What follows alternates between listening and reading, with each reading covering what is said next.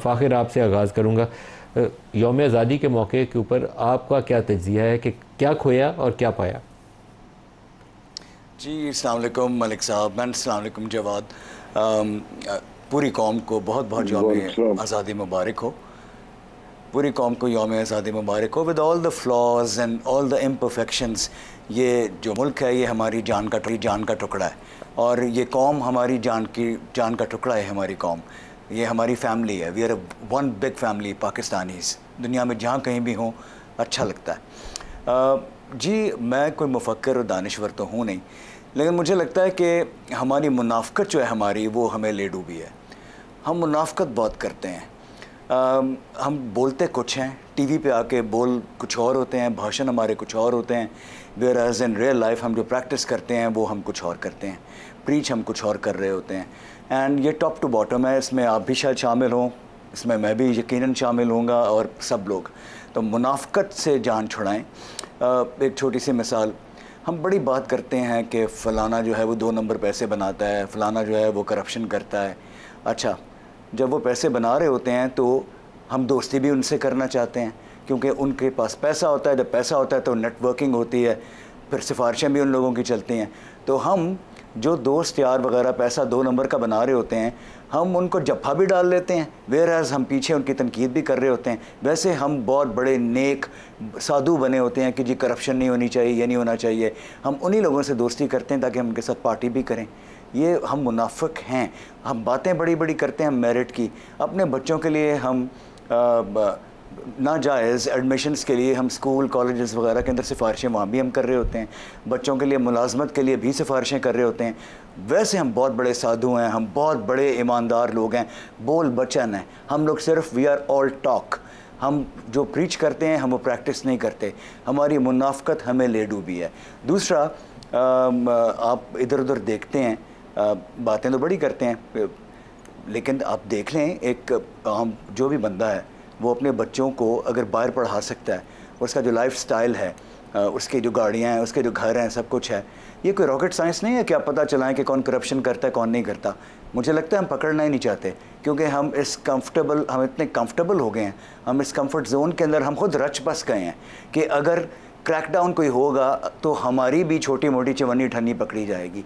तो जब तक हम ये मुनाफ़क़त नहीं छोड़ेंगे और जब तक हम ये दोगलापन नहीं छोड़ेंगे, पाकिस्तान या किसी भी मुल्क का या किसी फैमिली का भी कोई फ्यूचर नहीं है।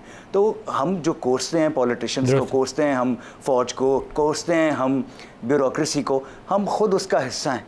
हमारे में से लोग वहाँ पे हैं, हमारे दोस्त भाई, हमारे बाउजदाद सब लोग वही थे ना। तो इसलिए हम जो सारा दिन स्पीचेस करते रहते हैं, तकरीरें करते रहते हैं, इसका कख फ़ायदा नहीं है। क्यों फ़ायदा नहीं है? क्योंकि हमारी मुनाफ़क़त जब तक ख़त्म नहीं होगी, हमारा दोगलापन जब तक ख़त्म नहीं होगा, जब तक हम खुद सच्चे नहीं होंगे, ट्रू टू आवर वर्ड हम जब तक खुद नहीं होंगे, और वो हमारे अपनी ज़ात से शुरू करना पड़ेगा, तब तक कोई फ्यूचर नहीं है। जवाद अहमद, आप क्या कहेंगे? यही सवाल आपसे भी। देखिए, मैं तो अपने तमाम मेरे जो ब्लॉग्स होते हैं, मेरे जो सोशल मीडिया हैंडल्स हैं, हर एक पे मैं यही बात करता हूँ कि पाकिस्तान के अंदर हमारी जो रूलिंग एलीट है, जो हमारी शराफिया है, क्योंकि कहते हैं ना कि the ruling ideas are the ideas of the ruling class. जो भी सोच होती है अमूमी लोगों की, वो रूलिंग क्लास से ही आ रही होती है। जैसे अगर रूलिंग क्लास जो है वो चंगेर में रोटी नहीं खाती तो लोग भी नहीं खाते। अब बल्कि रूलिंग क्लास ने अब आजकल वो अपनी दीवार पे चंगेर लगाई होती है, ऐसा भी बताने के लिए कि एक ज़माने में चंगेर पे भी रोटी खाते थे। तो ये कल्चर आइडिया सब रूलिंग क्लास से आते हैं। अब रूलिंग क्लास जो होती है आपकी, वो उसके कंपटीशन पे डिपेंड करता है कि किस तरह के आइडियाज़ वो लोगों के अंदर लेके जाएगी।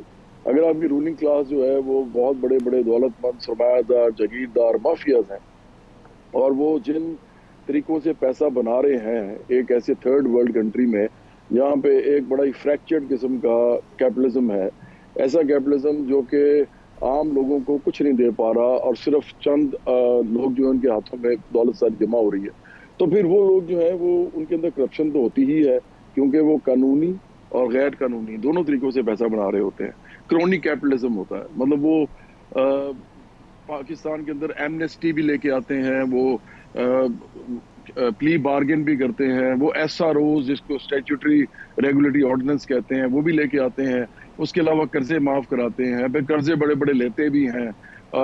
ये सारा कुछ वो कर रहे होते हैं। तो ये कानूनी उसके अंदर आता है। ये मतलब इसको हम कहते हैं जी ये तो कानूनी बातें हैं जी, सब लोग कर रहे हैं। तो क्योंकि ये बना रहे हैं कानून और ये इम्प्लीमेंट कर रहे हैं, दूसरा तरीका फिर गैर कानूनी है, उसमें भी ये होता है, ये पकड़े नहीं जाते, अकाउंटेबिलिटी इनकी होती कोई नहीं है। तो रूलिंग क्लास आपकी जो है ना वो एंजॉय कर रही है, जब से पाकिस्तान बना है ये एंजॉय कर रहे हैं। और 1951 में एक्चुअली मसूद खदरपोश ने एक किताब लिखी थी, नोट ऑफ डिसेंट, और मतलब डिसेंट जो जिसको हम कहते हैं कि एक दूसरे के साथ इख्तलाफ करना। तो उन्होंने उसमें लिखा था कि 1951 में जो पंजाब की सिंध की असेंबली थी उसके अंदर 90% जागीरदार थे। इसी तरह 1953 में जो पंजाब की असेंबली थी उसके अंदर 80% जागीरदार थे। और यही कंपटीशन जो है आहिस्ता आहिस्ता बदलती बदलती सरमायादारों में फिर चली गई, फिर वो माफियाज में चली गई, लैंड ओनर्स में चली गई। हर किस्म के लोग आपको इधर मौजूद मिलेंगे और उनमें कुछ मौका परस्त मिडिल क्लास के लोग भी होते हैं। जब कंपटीशन पूरी बड़ी पार्टी की जो है वो इन्हीं लोगों पे मुश्तमिल हो ना, तो मिडिल क्लास के लोग उसको चेंज नहीं कर सकते जाके, बल्कि उनके रंग में रंग जाते हैं। जैसे बचपन में कहते हैं ना बच्चे को कि अच्छी कंपनी में बैठो, क्योंकि तुम अकेले उसको ठीक नहीं कर सकोगे जो बुरी कंपनी होगी। हाँ, अच्छी कंपनी तुम्हें ठीक कर लेगी, एक इंसान ठीक हो सकता है ज्यादा लोगों के साथ। ज्यादा लोग जो है वो बुरे हों तो वो बुरा कर देते हैं उस इंसान को। तो ये हालात पाकिस्तान के इस वक्त है। इसीलिए देखें नदीम मलिक साहब, मैं समझता हूँ कि पाकिस्तान के अंदर अगर आइडियाज जो कि फाखर अभी कह रहे थे और बिल्कुल ठीक कह रहे थे, देखें मुनाफकत तो बहुत ज्यादा है ना। मैं तो हर जगह भी ये बोलता हूँ, हर वक्त बोलता हूँ, रूलिंग क्लास से बड़ी मुनाफकत कोई नहीं करता। और फिर वो ट्रिकल डाउन होती है, नीचे की तरफ जाती है। इधर इधर पैसा, इधर रिसोर्सेज, इधर रोटी ट्रिकल डाउन नहीं होती, इधर करप्शन ट्रिकल डाउन होती है। नहीं, लेकिन जवाद फाखिर ने जो बात कही है उसने कहा है कि कौम के अंदर मुनाफकत बहुत ज़्यादा है। उसकी आपको मैं एक मिसाल ये दे सकता हूँ कि रमज़ान के महीने में वो रेडी पे कोई माल्टे रख के बेचने वाला हो तो वो भी उसकी कीमत अगर वैसे दिनों में 10 रुपये हो ना उस लीमू की या माल्टे की, तो वो रोज़ों के महीने में उसको 25 रुपये का बेचना शुरू कर देता है। आपको बरतानिया में चले जाएं तो आप क्रिसमस की आपको या ईद की भी इवन आप तो रोज़ों के महीने में भी वो लंदन के अंदर वो सेल लगाने लग गए हैं। लेकिन पाकिस्तान में नहीं, हम ये काम करते, हम उसके डबल रेट चार्ज करने लग जाते हैं। आप ये तो लोएस्ट लेवल है ना रेडी वाला। शुगर के चले जाएं, शुगर की जैसे ही कीमतें गिरती हैं तो शुगर वाली कमेटी बैठती है, वो कहती है इसको एक्सपोर्ट करो, नुकसान हो रहा है बड़ा। किसी और कमोडिटी के ऊपर नहीं बैठते। शुगर प्लेयर सारे क्योंकि हुकूमत में वो सारे इकट्ठे हो जाते हैं।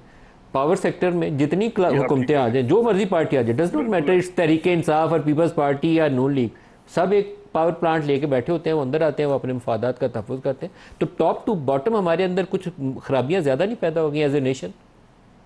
देख, मैं तो ये समझता हूँ कि जो बात आपने की है ना, इसके अंदर दो पहलू थे। एक रूलिंग क्लास जिसके अंदर इन्वॉल्व होती है। रूलिंग क्लास में मैं कहता हूँ हुक्मरान तबका, तो उसमें सिर्फ सियासतदान नहीं आते, उसमें वो तमाम लोग आते हैं जिनका पैसा इन्वेस्ट होता है और उसके बाद वो प्रॉफिटेरिंग करते हैं और वो सियासतदानों के पीछे खड़े होते हैं। इनके बहुत बड़े बड़ी लॉबीज होती हैं, ये सब लोग एक दूसरे के साथ होते हैं।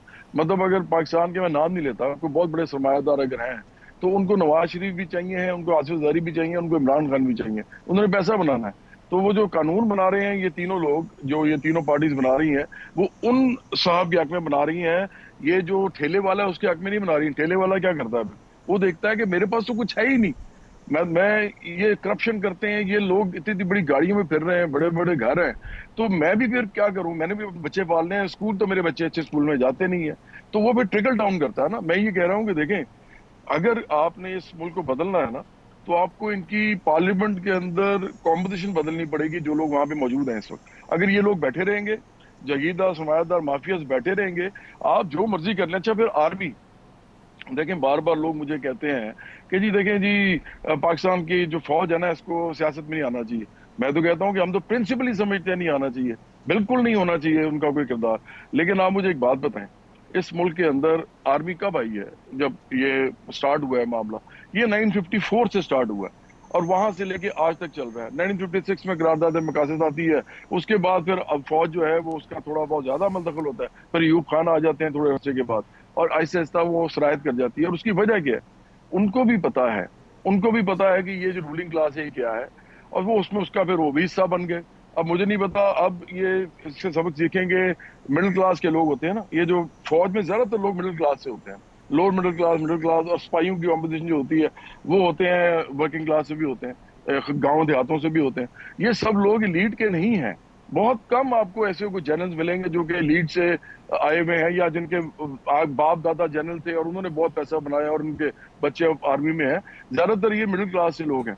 अब वो जब देखते हैं कि यार ये तो मुल्क, उनके पास फाइल्स पड़ी होती है ना, उनके पास किसकी फाइल नहीं है। देखिए ना, पूरी दुनिया में एजेंसीज जो होती हैं उनके पास लोगों की फाइल्स होती हैं कि क्या कर रहे हैं। तो जब उनके पास भी पड़ी होती है, जब आप उनको आंखें दिखाते हैं, जब यही रूलिंग क्लास उनको आंखें दिखाती है, तो वो एक टसल क्रिएट हो जाती है। क्योंकि कोई ईमानदार लोग तो उनको नजर नहीं ना आते, ये जो सियासतदान है वो वाले। तो मैं जब मुझसे लेफ्ट के लोग, हमारे बाएं बाजू के लोग कहते हैं मुझे, कहते हैं कि देखिए हमारा सबसे बड़ा मसला फौज है, मैं कहता हूँ हमारा सबसे बड़ा मसला सियासतदान है।